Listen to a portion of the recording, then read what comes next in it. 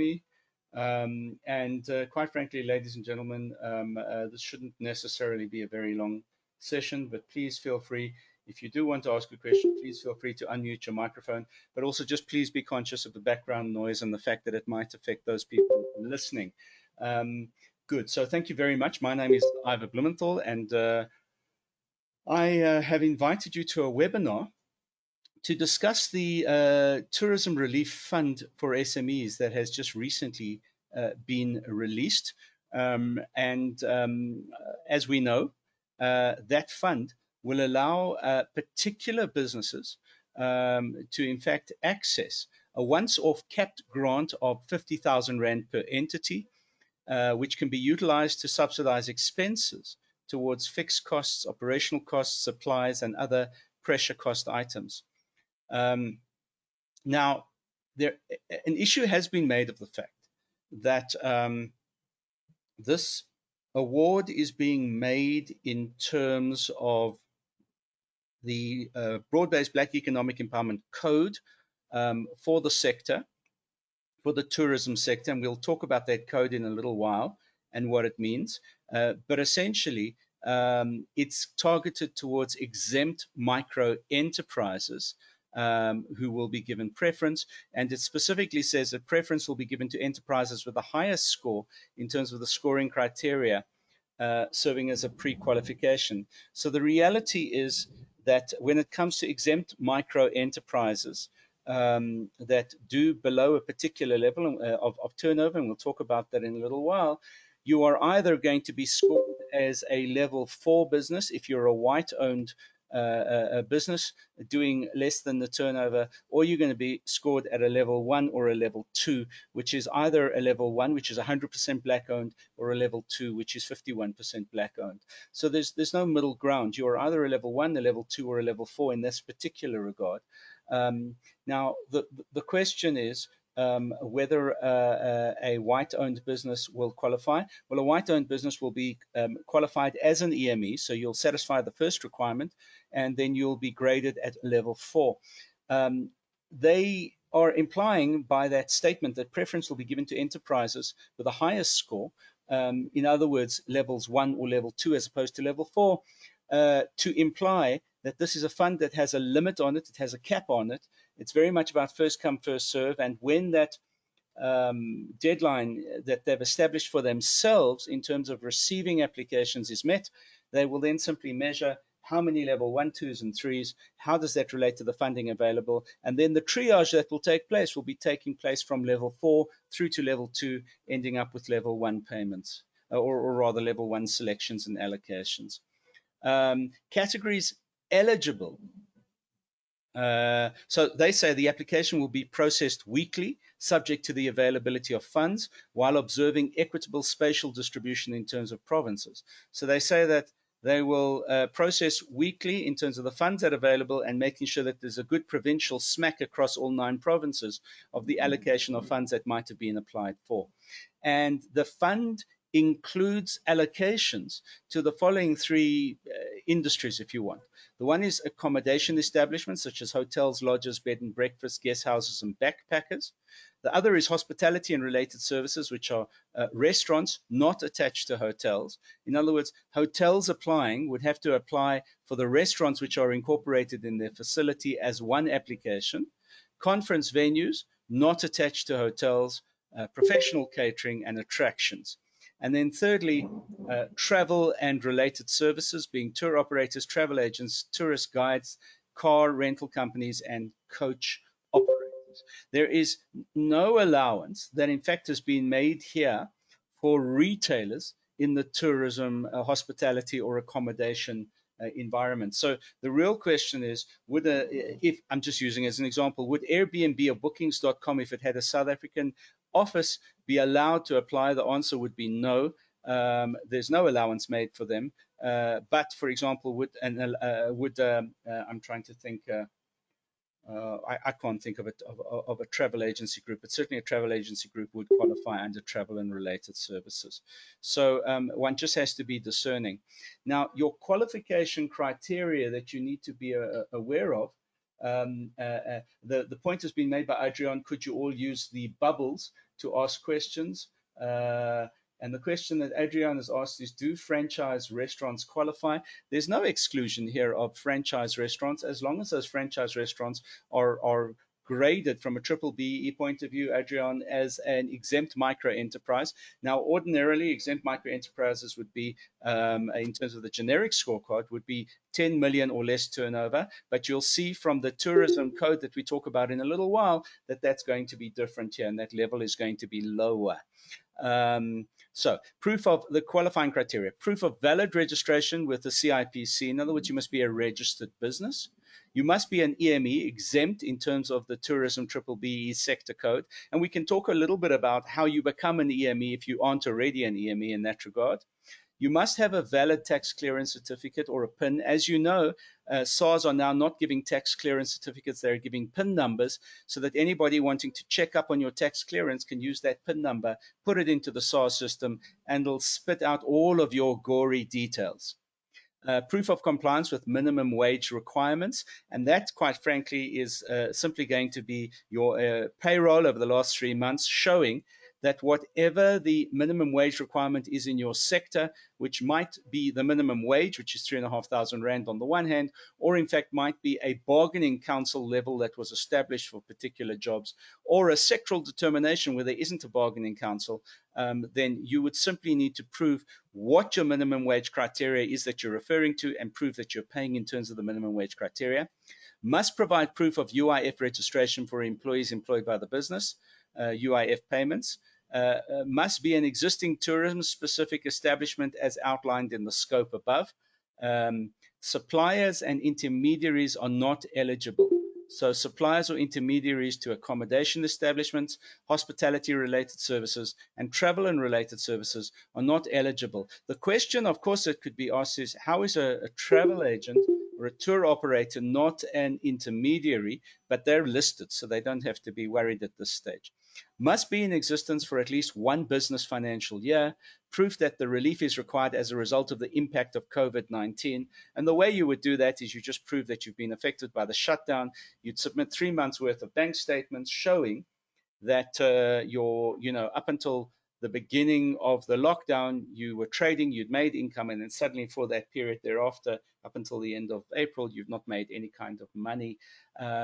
Must submit the latest statements of financial position, financial performance, and cash flows. I would imagine as well a statement from your accountant or your auditor would suffice as well for that regard, summarizing those statements. Must submit 6 months bank statements, grading certificate or proof of application to be graded for accommodation establishments. Fair enough.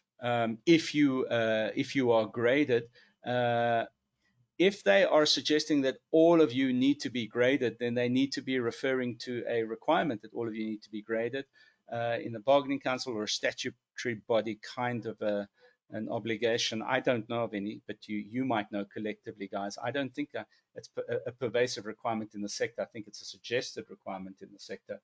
Richard says, any idea if freelance tourist guides qualify for or would have to be a registered business? So the question you're asking, Richard, is, do you have to be a sole proprietor? So the reality is, as we've seen with the other relief schemes that have been released, if you are a sole proprietor, so therefore you don't have a CIPC certificate, you would nevertheless must be able to prove that you're in compliance with all of the other issues, so that you're an EME, exempt micro enterprise, so that you have a valid tax clearance certificate in your own name, that you are complying with minimum wage requirements, UIF, even if it's just for yourself, and just work through those criteria that way. But then you don't necessarily have a CIPC registration, and they can't force that on you, because being a sole proprietor is a legal form of practice and registration. Right, so non-qualifying activities. Now this is interesting. So fast food and takeaway restaurants which do not have sit-down facilities, nightclubs, bars, gaming and gambling venues. For example, I suppose casinos, teasers, etc. The question is, would teasers, which has a sit-down restaurant, I'm told, would teasers therefore be able to qualify? I'd imagine it's worth trying as a sit-down restaurant. That was an unfortunate turn of phrase, a sit-down restaurant, but as a sit-down restaurant. Franchise restaurants and those attached to tourism facilities. So in answer to Adrian's, not Adrian's question, yeah, it was Adrian's question, do franchise restaurants qualify? So if you're an independent franchise restaurant, in other words, you're not Steers, but you're Steers Benoni, just for argument's sake. So you are a franchised restaurant, but you are not applying on behalf of the whole franchise group, but as an independent or individual restaurant. So there are some restaurant chains that are not owned at all by the franchisor, but only by the franchisees.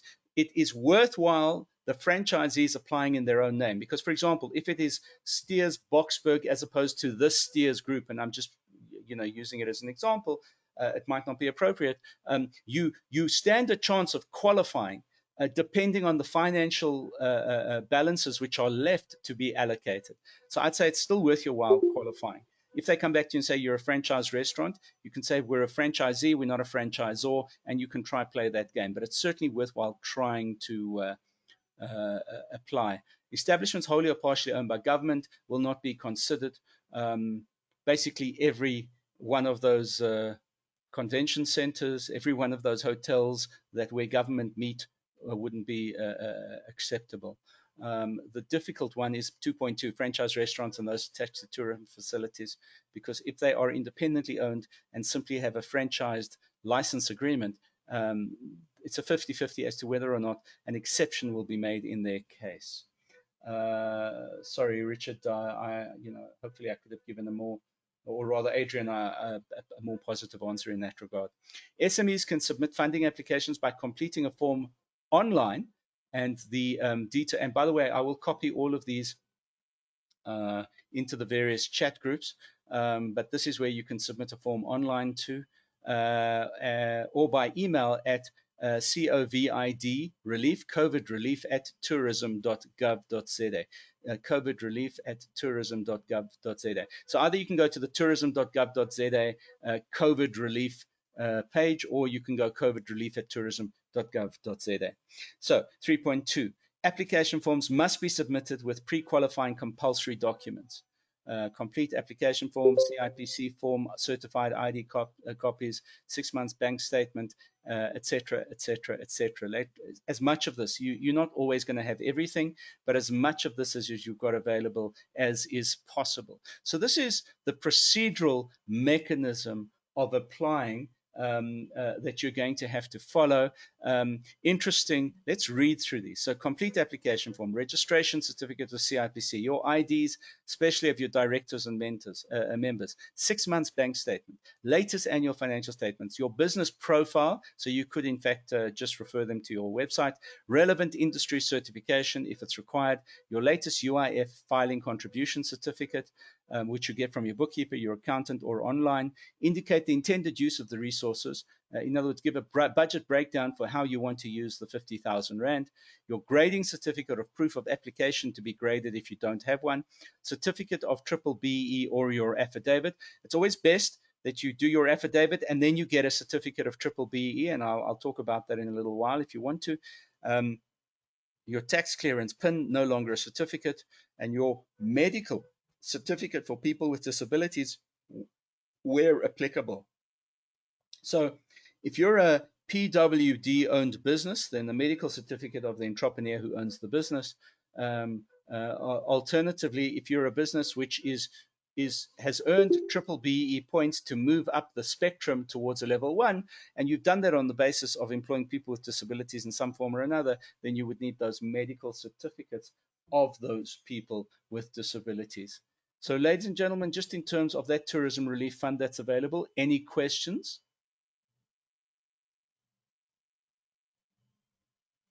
Please feel free either to unmute your microphone or to put something in the bubble.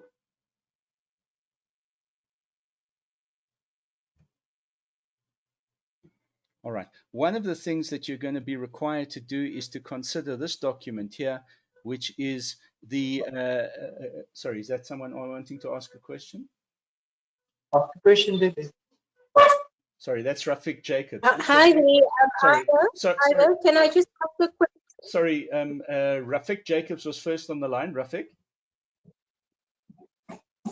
Okay. I just need to know about the grading certificate, Ivor. If so, I run a small accommodation business, and I've never applied for grading. So does that make me totally ineligible to apply? No, because what it says to you is you either have a grading certificate or you've applied for grading, which simply then means that you're going online and you're applying to a SATA or whichever the organization is for grading. So, for example, Yeah. there is a hotel and bed and breakfast grading facility. There is a travel agency grading facility, and they're simply saying that they want you to be accountable to whichever quality assurance mechanism is operative in your industry. An application to apply for grading is sufficient. They actually say that there. They actually say that the Okay. application to apply for grading is sufficient as far as they're concerned. Okay. And then one last question about the triple B double E certificate. So I don't have a certificate. Is it fine if I just go to the police station because I'm the sole owner of the business? No, I'm a that's black fine. female. So So So there is an affidavit that you can get. There is an affidavit mm, that you can get, and you simply fill in the affidavit form, and that affidavit you then take to a commissioner of oaths or a police station. That's the affidavit. Now, ordinarily, what you would want to do is to go to a individual who is actually authorized to issue you with an yeah. EME certificate, because they are saying that they would prefer the EME certificate. Now, what essentially that means is that the information in the affidavit has been verified and that certificate has been Okay. issued to you. I'm very happy to, make names of people available to you who can do that. It's not a relatively expensive thing to do, That will be and in fact, I think what I will do is I hope that all of you are on one of the groups, and that's how you got to this discussion. But what I'll do is on all of the groups where we've issued the invitation to participate in this webinar, I will post the affidavit, the generic affidavit, rather than the one from the Tourism Council, but there shouldn't be a need for a difference. So the generic affidavit, I will post the generic affidavit as well as details of people that I know that could actually help you out with those certificates. I'll warn them beforehand oh, because I'm sure they'll get a barrage of that. okay. Okay. Thank you, So Ivor. I just want to deal with you as an example. So you are a 100% black female owned business. Therefore, you would be graded as a level one in one of those three categories. And as a level one, you would be given preferential allocation of the 50,000 Rand grant before a level two or a level four company would be given. Okay. Correct. Good. That's just to confirm with you. Or Okay. rather, that's Okay. just Thank to you. use you. That's just to use you as my whipping lady in terms of just using it as an example for everybody else. Okay. Okay. Any other Perfect. questions? Thank Anybody you. else got any other questions they want answers on? It's pretty straightforward here, guys. Let me say this to you. Just understand, your restaurant has to have a sit-down restaurant functionality. It cannot be a takeaway, and it cannot be a fast food outlet. So um, the Restaurant Certification Council would ordinarily give you a certificate, a license to operate. The Johannesburg or whichever municipality you're under would give you a license to operate. You would have a health, safety, and security license to operate.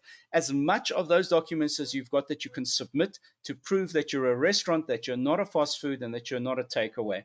Um, so please be aware of that. You've got a better chance of qualifying as an independently owned franchisee than you have of qualifying as a takeaway or a fast food unit that has a couple of chairs and tables. You just need to know that. I don't want to say to you, if you've got chairs and tables, you cannot be classified as a restaurant. You might have been lucky enough to be classified as a restaurant. And so utilize that classification here for all intents and purposes.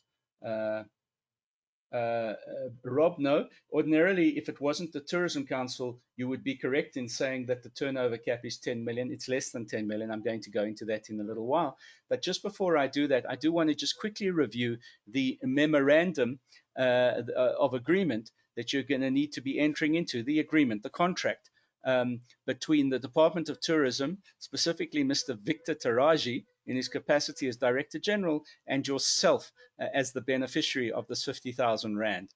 And you'll see here that it's broken down into why you're getting the funding, what the definitions are, what you're going to need to actually give in terms of satisfying. At this moment in time, this scheme has been created for the lockdown, which ended in 3 weeks or 21 days. It hasn't necessarily been extended for the full period of the lockdown, but that's immaterial because it can apply at any stage during the lockdown. All right, so you'd work through all of these things here. You'd work through what the fund allocation needs to be for within your business, and any portion of the fund not expended at the completion of the project, you're going to be required to show that you get the money and that you've spent the money at the end of the project. The fund is intended to subsidize fixed costs, operational costs, supplies, and other pressure cost items for the specific period, as more specifically set out in an awards letter, which will accompany the award to you.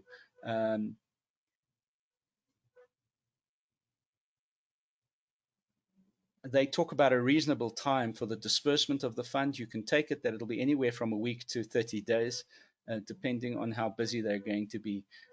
What you do need to know, and they reserve the right to audit at any time, is you need to keep a record of all receipts and expenditures relating to the fund. You've got to provide a comprehensive written report detailing how you've used the money all the way through to the end period. And when required by the department to submit that interim report, in the report, describe progress in achieving the purpose of the fund, include a detailed accounting of the use of the expenditure.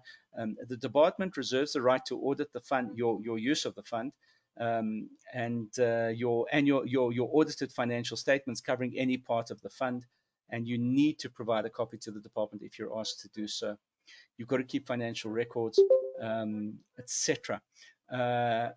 If your benefit, And sorry, yes. sorry, does that mean you have to get this from your accountant, or can you give your own personal expenses? I would say rather get it from your accountant, because your accountant will take all of your expenses and they'll put them into the necessary ledger accounts, and they'll prepare your management accounts. And the closer you can give them to management accounts, which is really just a push of a button on your bookkeeper or your accountant's computer, the better it's going to be for you at the end of the day. Remember, they're only looking for people who basically taken the money and bought a BMW and not spent it on the business. So don't be fearful of what the consequence will be. Vinash says, is there an email address where we can clarify the franchisee qualification? Yes, it is. It was COVID relief. It was COVID relief. That email address. It will be in the documents that. It will be in the documents. Let me see if I can pull that up again for you just very quickly. Sorry, just playing around here. Let's see if we can get to it very quickly. So it was COVID relief at tourism.gov.za. COVID relief at tourism.gov.za. Remember that your question is this: we are a 100% franchisee-owned business. We're not owned by the franchisor. We're not part-owned by the franchisor, and therefore we're a standalone restaurant that simply has a franchise identity. We don't depend on the franchisor to make the application on our behalf. Will we qualify? That's essentially what your question is, Vanessa. There is an assumption, incorrectly so, that if you're within a franchise group, you don't need the money. I don't know where that assumption comes from, but you obviously want to challenge it, and challenge it quite vociferously, I would add. Good. So, in addition to any representations and warranties given elsewhere in the agreement, the beneficiary gives representation and warranties contained in clause 7. Each representation and warranty is separate. Material is not induced, etc., etc. So you just need to read through this agreement and understand what it is they're saying. All of your undertakings. All right. So I'm not going to spend too much time on this agreement. It is just a funding agreement. I've been through the agreement. There is nothing funny in this agreement as far as you're concerned. Ordinarily, a lawyer would look at those agreements and say, why are they making allowance for force majeure when you're making this application because of force majeure? Neither party should be responsible for or liable due to any failure to observe its obligations in terms of the agreement, where failure or liability is due to any event of force majeure. Now, it's ironic that they've actually included this clause because remember, this whole lockdown is a force majeure. But it's unlikely that they're going to say to you, you know, we're using our own agreement, which has a force majeure clause, to reject signing this agreement with you. So don't worry about that. There's nothing funny about that. Good. It's just a standard agreement there beyond. So I'm not going to spend too much time on that agreement because I'm conscious of the fact that we don't want to spend more than 30 to 45 minutes maximum on this discussion. All right. So we've discussed the example of the tourism relief. We've discussed the actual application. Let's just deal with some questions and answers before we actually deal with the triple BE requirements that you're going to need to meet to become an EME. So how long will it take for me to get a response to my application? They say normally within 30 days. I've received notification that my relief fund is successful. How long will it take for me to get the funds? Within 7 days. So they're saying we'll give you an answer within 30 days, and a week later we'll give you the money. So maximum, you're talking about 37 days from beginning to end. 30 days to process your application and to tell you this is missing and that's missing, and then 7 days to actually make the allocation to you. When will Tourism Relief Fund closes? It will close at midnight on the 31st of May. However, the processing of applications will be done as they're being received. So the last day at this stage that you'll be able to apply for relief is the 31st of May. But I must warn you that if the Johan Rupert Fund experience, the Sakuma Fund, was anything to go by, there was R1 billion in that fund which was made available, and it was closed after the first. Well, actually, it was closed after the first day, believe it or not. But they said it was closed after 3 days. But they actually closed it after the first day. So that's how quickly these funds are taken up. Will I receive notification if my application is not successful? Yeah, we'll tell you that you haven't been successful, they say. I have 2 or more companies that provide service in the tourism sector. Can I apply for funding for each entity? No, only one company will be supported due to limited funds. In other words, if one owner is linked to more than one business, only one company will be processed. How many times can an entity apply and receive funding from the tourism fund? So once-off relief funding. So you can't apply on an ongoing basis. You get your 50 grand and that's it.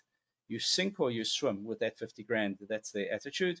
And it's a particularly gracious, I think, offer for these kinds of businesses. Will my application be disqualified if my business is not triple BE compliant? Yes. The answer is absolutely. If you're not a level 4, therefore you're not triple BE compliant. If you're not a level 1 or 2 as an EME, in other words, if you're not an EME measured entity, then you cannot make an application. So the answer is absolutely. Your application will be disqualified if you're not a triple BE compliant applicant. But I must tell you, for those of you who've not been down the road of triple BE, your status as an exempt micro enterprise is the easiest thing to get triple BE compliant status on. You literally don't have to do anything except complete an affidavit and have it certified at the police station, which is quite frankly doing nothing. Will my application be disqualified if my tourism establishment is not graded by the Tourism Grading Council? No, you will not be disqualified. You must be able to provide proof that you've done the grading process with the Tourism Grading Council. Only grading with the Tourism Grading Council will be accepted. So they've limited, I didn't realize this previously, they've actually limited it to only the Tourism Grading Council where you can apply for grading in terms of the Tourism Grading Council of South Africa. There might eventually be a constitutional challenge against the Department of Tourism because they're ignoring all of the other grading councils that exist in South Africa. But I think that that's a Competition Commission challenge that the grading councils who are left out of this might actually want to take up with the Minister of Tourism personally. And in fact, if the Minister of Tourism is found to be wrong, he should have to pay his own legal expenses as far as I'm concerned, because this is collusion with the Tourism Grading Council because it's the only one that they're mentioning, if there are others. Number 9, I supply services to the tourism sector, but I'm not a member of Tourism and Hospitality Industry Association. Can I apply? Yes, they say.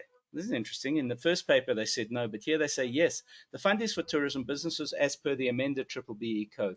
Please refer to the fund guidelines, and we're going to go over that code in a minute. As a freelance guide, we had that question previously. As a freelance guide, I'm unable to submit a tax clearance certificate. Does this disqualify me? In such cases, please provide your income tax number and proof that you filed your previous tax returns and you've registered your business with the CIPC. If you're employed by someone, please claim from UIF. Okay? So your business needs to be registered, but you can be a sole proprietor. As a freelance guide, I cannot provide later statements of financial position, etc. How do I comply? Sole proprietor, you must be registered with the CIPC as a sole proprietor as a freelance guide. During the lockdown, the police refused to certify my ID document. What must I do? Copies of ID document will be accepted with application forms during the lockdown. Certified copies must, however, be submitted following the lifting of the lockdown. Okay, so they can come back to you and say, we just want to complete the process. Please give us your certified copies. What assistance is available for those who do not meet the Tourism Relief Fund criteria? Government has, they're referring you here to the Department of Small Business Development, the Relief Finance Scheme, and Department of Employment and Labor, specifically, I'd imagine the TER scheme. What assistance is there for foreign nationals with tourism businesses operating in South Africa? A South African registered business owned by a foreign national can apply, provided the business complies with the law of the country. So if you're a foreign national who is licensed to work in the country, you're legal in the country, it's the business that's applying rather than the individual. While completing my application, I receive an error message. What should I do? Ensure that you've completed all the fields on the form. If the asterisk on your right column is red, it means you have not entered the correct data. Pretty straightforward. I will post these frequently asked questions. All right, I'm just going to try and mute Tembi's microphone. There we go. So that's muted. Thank you.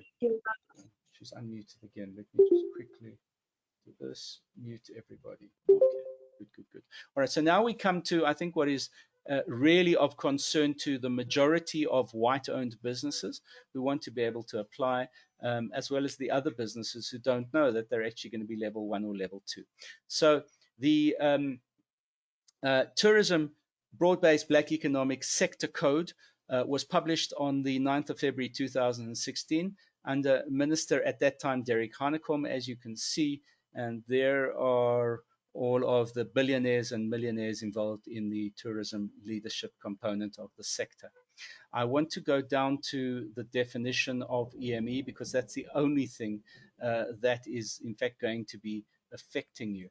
Let me just find it for you. So, exempted micro enterprises are defined as enterprises with a total annual revenue of 5 million Rand or less. So, whereas in the generic scorecard, in the normal scorecard, you're talking about 10 million Rand, here you're talking about businesses that do 5 million Rand or less business. EMEs enjoy enhanced triple BE recognition as follows. All EMEs will qualify as level 4, which gives you 100% recognition. An EME that's 100% black owned will be regarded as a level 1, and you'll therefore own 135% of credit for your customers.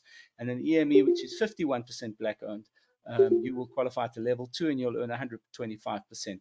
An EME is only required to obtain a sworn affidavit or companies and intellect CIPC certificate on an annual basis, confirming the total annual revenue of 5 million Rand or less, and the level of percentage of black ownership. So in the affidavit, you'll say, I have no black ownership, but I do turnover of less than 5 million Rand, and that's enough for you to sign that affidavit. Startup entities must be measured as EMEs for the first year. So this is interesting. If you've been operating for a year or less, but you're doing a turnover of 10 million Rand, it doesn't matter. You will still for that year. So if you're in that year now, or rather, if you're in the last component of that year now, so you're still within the first year, you will be listed as a exempt micro enterprise, even if you're doing more than 5 million Rand. But after the end of that year, that calendar year, you will then be listed as a qualified small enterprise rather than an exempt small enterprise. So that's quite important. And again, there, qualified means all the way up to 45 million Rand of turnover. Whereas in the generic scorecard, it would be 50 million Rand of turnover that would apply. All right, so that's the answer on who an exempt micro enterprise is. Any questions about that, ladies and gentlemen? Because that's pretty straightforward, isn't it?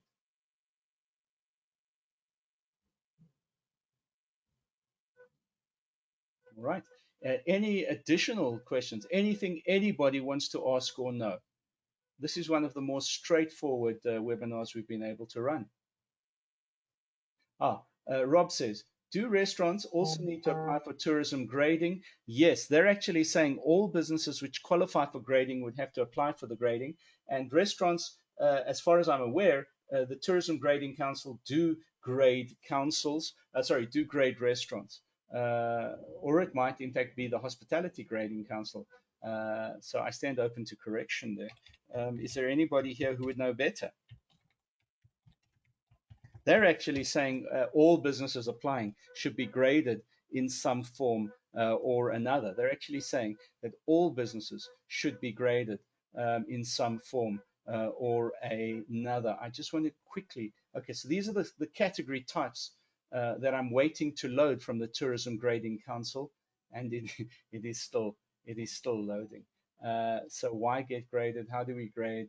About the Tourism Grading Council. I just want to see if at any stage they actually mention the components of tourism that would be graded. Got a lot of people, but they don't seem to be divided.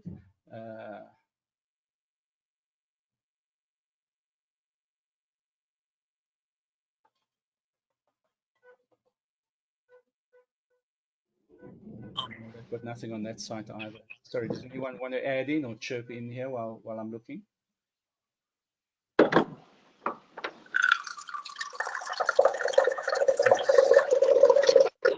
that sounds pretty ominous. I'm just going to quickly just mute you so that you're not embarrassed. All right, so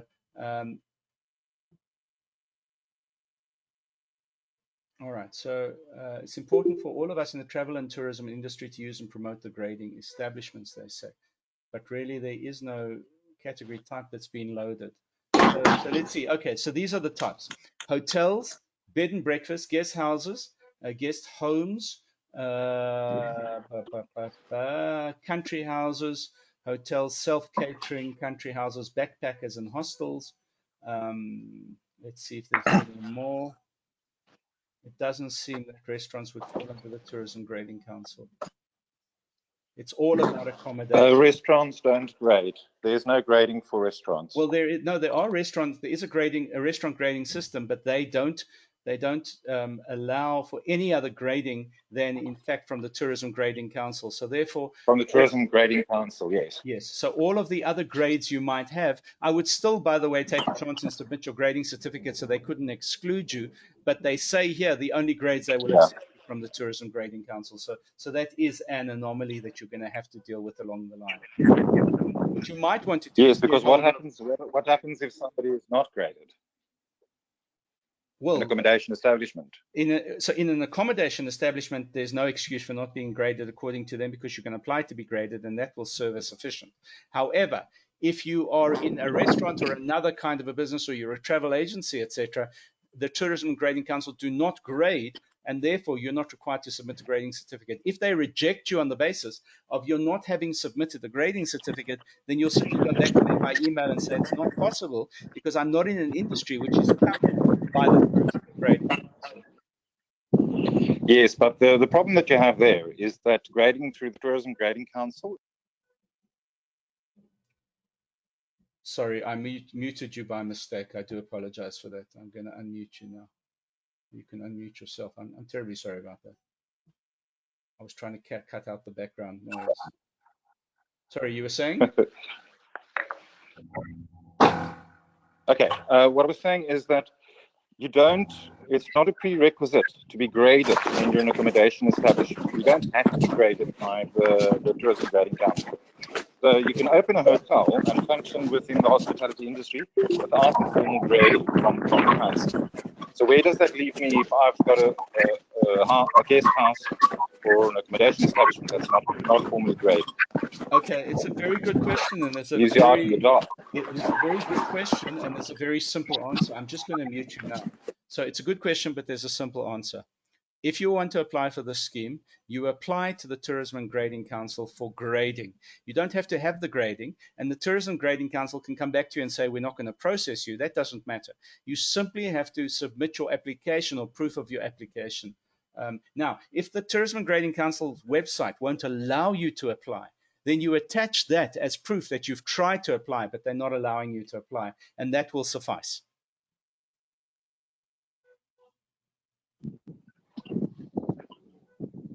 Right, makes sense. Thank you. All right, I just want to see if I can do this for you very quickly. I want to just see if I can do this for you. I want to copy this across. So here is the Tourism and Grading website. Here is that Tourism and Grading website. So basically,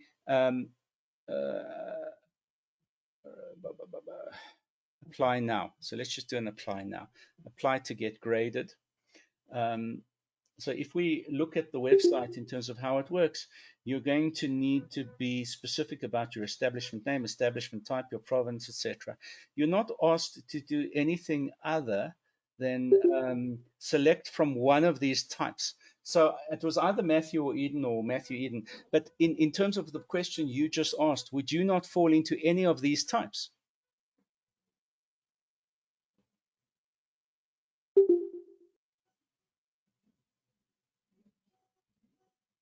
All right, I hope he's still on. But sorry, I was asking the question: would you not fall into any of these types? So let's go through the types. Apartment hotel. Hi. Yes, sorry. Yes, Yes, Simon. before you go, Yes, sir. Airbnb, they wouldn't fall within that.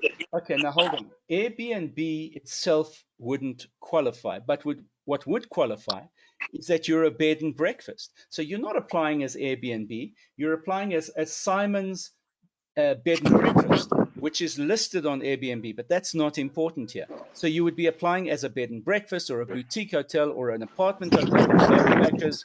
I'm just going to quickly mute again because it does become quite distracting. So you would apply in terms of any of these types: campsite, caravan camping, conference center. I've had questions about conference centers, convention and exhibition centers, country house, events, venue. So all of these businesses can apply by getting by making an application here. Function venue, game lodge, guest house, historical venue. So if you're a museum or something like that, a hotel, in conference center, nature lodge, self-catering shared, or small hotel. So it's quite a varied sense of establishment types that you can apply for grading against. So I think it was Matthew earlier. This should basically answer your question. It doesn't seem to exclude particular kinds. It's simply a type under which you're applying. And then you've simply got to send verification to the email address, allowing you to continue with the application process, and they will then come back to you. But quite frankly, all you need is the email confirmation. So you're not necessarily needing to engage in the process. I'm not telling you not to engage in the process. I'm just saying you're not necessarily needing to engage in the process.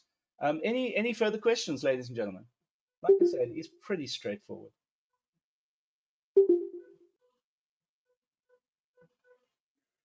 Okay, good.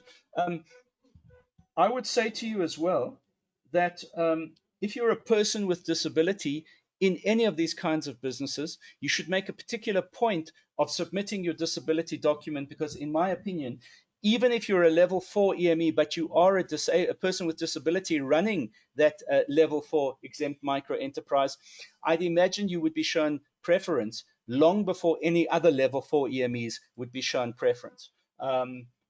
So certainly, I think it's well worth your while to get your disability documents in hand. You should have them automatically, and just to attach them and submit them in this application process. I think it'll stand you in extremely good stead. And I think that everybody's trying to encourage PWD-owned businesses to apply for benefits like this.